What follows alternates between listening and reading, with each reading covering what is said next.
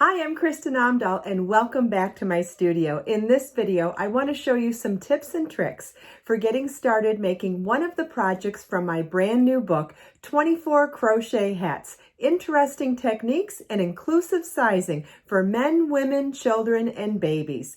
Let's get started. This is the Nina Hairpin Lace Hat. This is a unique exploration of hairpin lace. One strip is manipulated into a medallion for the crown of the hat. Once you finish the hairpin lace medallion, you simply pick up and work your stitches into the outer edge of the medallion and work even in the round for the rest of the hat. Very simple. You will need a number 2 sport weight yarn for this hat. This is shown in Be So Sporty Bling yarn, which is my number 2 sport weight bamboo yarn with a thread of pure silver plied right into the yarn. This is 1 ball of color Tropical Hot Coral. And a size D3 or 3mm crochet hook, or whatever size you need to obtain gauge. Gauge is rather important in this pattern because the hat is sized for many sizes. You can make this hat in 5 sizes from 16-inch circumference through 24-inch circumference. So determining what your gauge is going to give you a correct sized hat in whichever size you will be making. The hat shown in the photos is size 20-inch. You will also need a hairpin lace loom for making the hairpin lace strip that we turn into a medallion for the crown of the hat. And if you are a little bit rusty in your hairpin lace technique, we'll go over some of the basics of that to begin with. To get started making hairpin lace, you want to get familiar with the hairpin lace loom. It has 2 of these spacing bars. We take one of them off for getting our yarn set up on the loom, but the second one you will also need to take off if it's not in its correct position for what you need. For this particular pattern, we're holding the rod 3 inches apart for the size that we need the loops to be. So you'll want to notice how there's multiple holes in there. You just want to place your rods in whichever holes. Work for whatever width you need. Different hairpin lace patterns require different space between the bars, so you'll just want to pay attention to whatever pattern you're making to know how far to keep the bars. For this particular pattern, we're holding the rods 3 inches apart, which are these 2 holes here.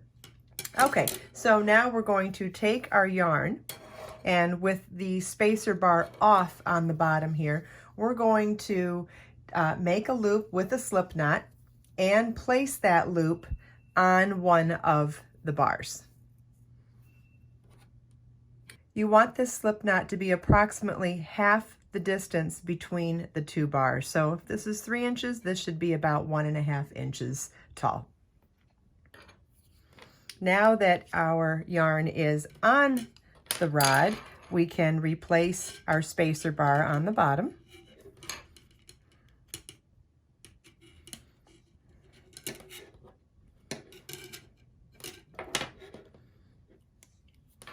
Okay, and now we are ready to begin making hairpin lace. Okay, we're now going to wrap the yarn end from front to back around the right rod. Okay, and so now we have our original loop on the left, and then we have our yarn wrapped around, and you're going to insert your crochet hook into the original loop, pull up a loop,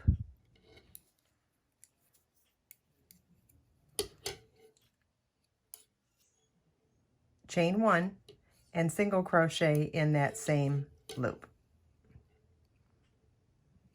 Now, depending on what your pattern says, you could end up working 1 single crochet there. You could end up working a couple of single crochet stitches in there, or you could also end up working, you know, a half double crochet or double crochet. There are all sorts of ways to add your stitches into the loops. The traditional original hairpin lace loom is 1 single crochet. In this particular pattern for the Nina hat, we do 2 single crochets in that loop. Okay, so now we're going to move our crochet hook to the front of our work so that we can place the handle through the back as we turn our loop. Because what we're trying to do is get our crochet hook to always be ready to work stitches on the front of the work while being able to turn the hairpin lace loom. And the easiest way to do that is to slide your hook from front to back in the loom as we go. So now that we've turned our loom, we're ready to work 2 single crochets into the next loop.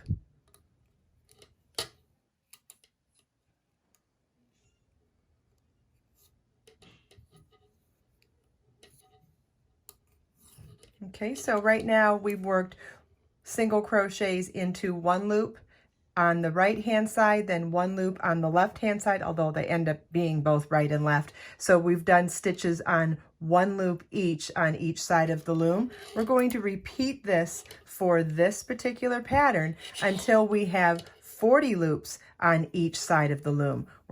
We're going to work 2 single crochets into each loop on each side of our hairpin lace strip.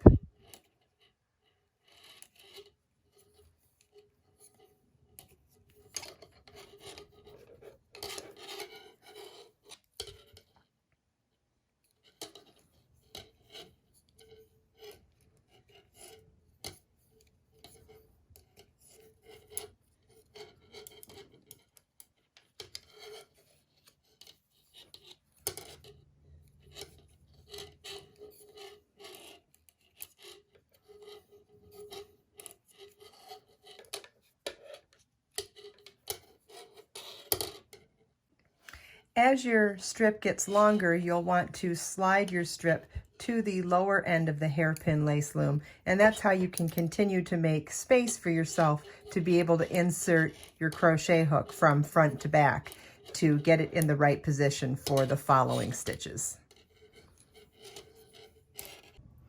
Okay, once you have your 40 loops on each side of the hairpin lace strip, we are ready to fasten off and turn this strip into a circular medallion. So before we fasten off, you want to make sure that you have a long tail for doing this, since we'll be using it for part of the construction. So I'm going to have it at least 12 inches long, and then fasten off. And then you'll want to decide which side of your strip is going to be the center of the medallion and which side is going to be the outer perimeter of the medallion.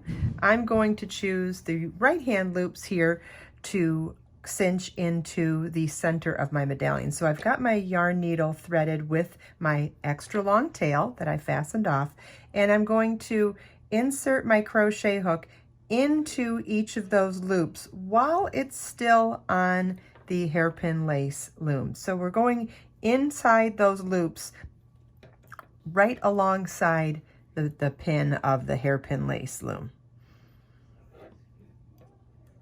Okay, so we've got our yarn threaded through all of the loops. Now it is safe to take the loops off of the loom.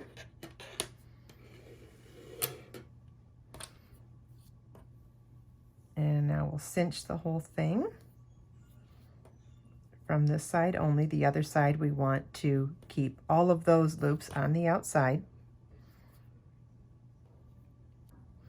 Okay, once we have all of our loops cinched together, you want to cinch them all nice and tight and keep that separate. See how we have our spine from the center of the strip? Here we're going to sew these 2 edges together, but first we want to make sure we get that center of the loops cinched nice and tight.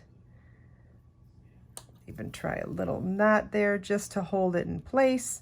And then we're going to ease up this this piece of yarn. What we want it to do is we want it to replicate the length of the loops as we sew one side of the 2 single crochet spine from one end of the strip to the other. So we're just going to kind of eyeball that length. It's about 1.5 inches that we want our strip to be, coming from the center seam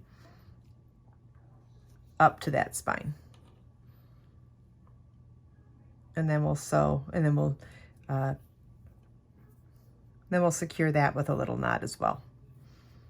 And these ends can get woven in now, or they could get woven in later. So you just want to zhuzh this around to get everything nice and smooth.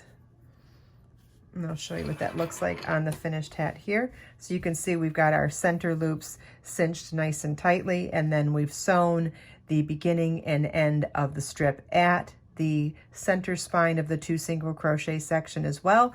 And then the next part is this, by far the easiest part of this hat. Now that we have these exposed loops on the other end of the medallion, that's where we insert our crochet hook to work the stitches to complete the rest of the hat. Super, super easy.